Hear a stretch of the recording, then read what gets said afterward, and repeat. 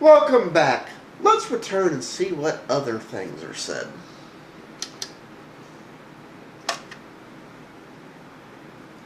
You know, in my point of view, open source could cripple software in industries and its development in many ways.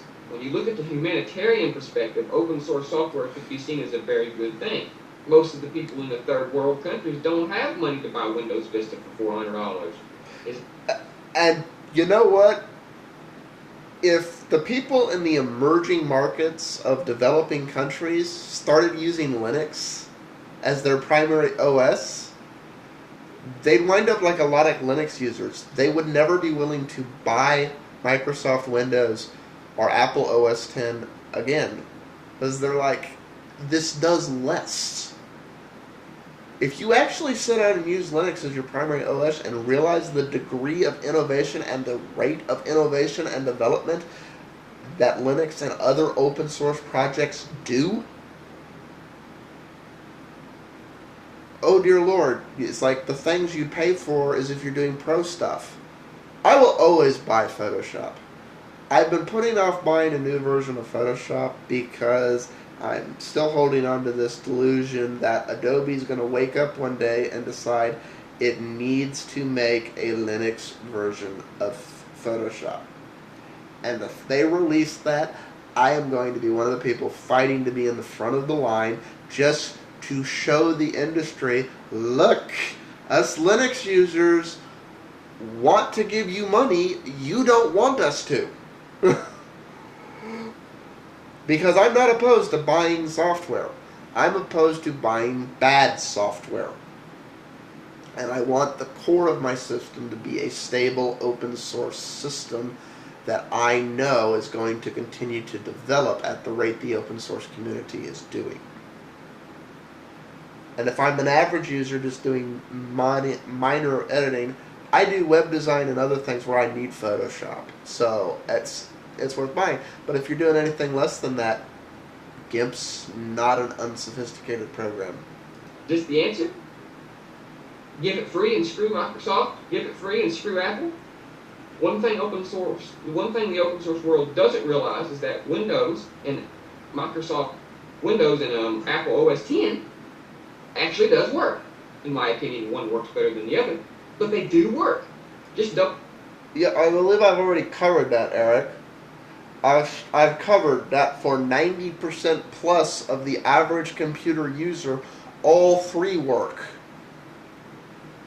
But, you know, that's the real thing here. If you're one of these people that falls into the average computer user, where you're doing what the average computer uses, which is email, surfing the web, watching YouTube, watching streaming video, blogging, word processing, you know, and the things like that, guess what? All three work. Microsoft costs you between $50 and $300 to use. If you have older hardware and legacy stuff, you know, you have to buy, Windows 7, I think I said XP earlier, I apologize. You have to buy Windows 7 Pro or Ultimate, so, you know, it costs you that much money. If you're buying an off-the-shelf piece of crap that came with it, it costs you $50. Unless, of course, heaven forbid, you lose your data and you need to do a repair install, then you have to go buy a full retail version of the OS because no manufacturer gives you the OS disk anymore. On Mac, the OS itself doesn't cost that much. And why I know a good number of people that run Hackintoshes, it's technically illegal and against the user agreement and a violation of the DMCA to run OS X on anything but a Mac. So the real cost of OS X is the Mac tax, which winds up being anywhere from $150 extra to 1,000 to 1,500 extra. So the reality is OS X on average costs equal to Windows to 4 times as much. And Linux suits all your needs for how much money? In terms of software. Obviously you need to buy hardware to go with the device. How much? Let's add it up. Free plus free plus free, free, and of course let's not forget the free. Oh darn it, I forgot the free. So, this is the thing. You have to do this much more. Not equal to or less. For the average computer user, both Windows and OS X are equal to or less than Linux, which is free. Truly innovate, truly leap ahead if you want me to buy it. Or sell your API to pro people who actually need it.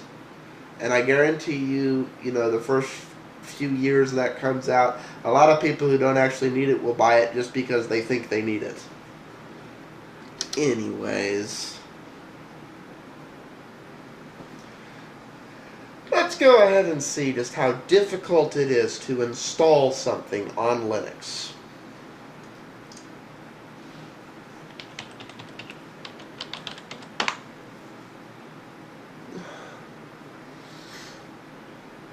It's this highly complex process. You have to get into the lines and do all these really complex things. Let me just, find a... Oh. You know what? I've already installed Wine on this system, but let's go through the incredibly complex process of Wine. I gotta go ahead and mark it for reinstall. I'm gonna click apply. Now I'm not gonna do this because I've already installed it and I'm not gonna screw with it right now. But all I'd have to do to finish this install is click this button. Yeah, Eric, that is incredibly difficult. Let's see. On Windows, if I want to install something, I go click, next, go, installs. On Mac, if I want to install something, I go click, next, go. On Linux, if I want to install something, I go click, apply, apply. Oh my God, it's so hard because I'm clicking apply instead of next. It's so technical, it's so complicated. Oh, whatever shall I do? By the way, it's the same thing with hardware and anything else. For the most part, Linux is point and click. In some ways, more so than Mac and Windows. Unless you're in one of these distros that's designed for IT people, that's designed to largely be terminal and command line based. But I personally prefer a GUI. But that's just me. Going up on time now. Peace out all. See you in the next part and we'll finish up on Emeek.